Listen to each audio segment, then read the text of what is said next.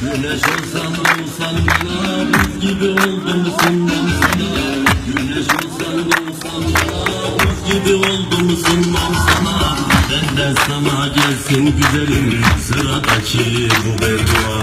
Benden sana gelsin güzelim sıradaki bu beddua. Keşke de annem babana da o geceden olmaz başıma bir değildi. Senin 5 yıldızlı olacak da eskiden keşke de annem babana da o geceden olmaz başıma bir diyeydi.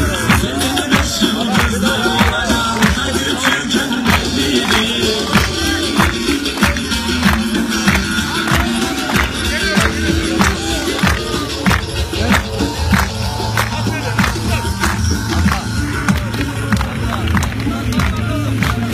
Bekle sırayla.